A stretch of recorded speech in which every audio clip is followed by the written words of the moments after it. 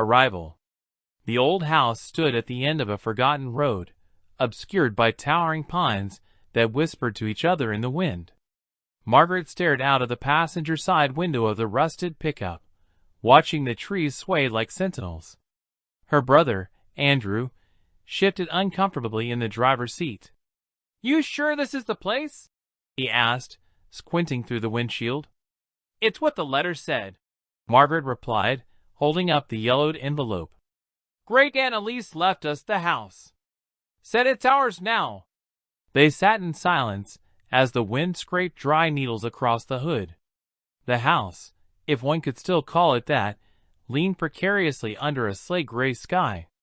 Its wood was bleached and warped, the porch sinking into the earth like a mouth too tired to speak.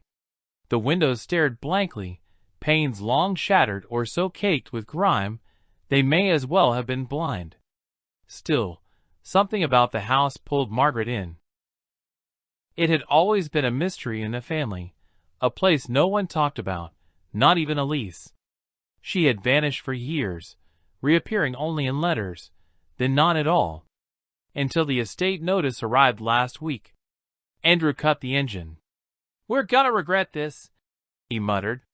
Inside, the air smelled like rot and mothballs. Dust swirled in the sunlight cutting through cracked glass. Margaret stepped across the threshold and felt a jolt in her chest, something familiar, almost like recognition. "Did someone live here recently?" Andrew asked, running his hand over a table cluttered with dried flowers and brittle books. Margaret picked up a small porcelain doll from a shelf. Its face was cracked, one eye painted over in a black smear. "Doesn't look like it." As they moved through the hall, the house groaned. A sound like distant footsteps echoed overhead. Andrew froze. "That wasn't you, was it?" "No," she said slowly. "It came from upstairs."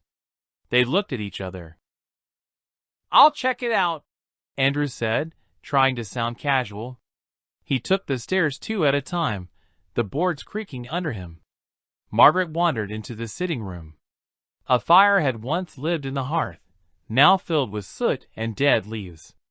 On the mantel was a photograph, her Aunt Elise, younger, smiling beside a man she didn't recognize.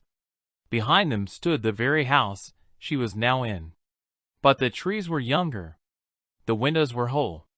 And something about Elise's smile made her skin crawl. Upstairs, there was a crash. Margaret bolted to the stairwell. "Andrew?" No reply.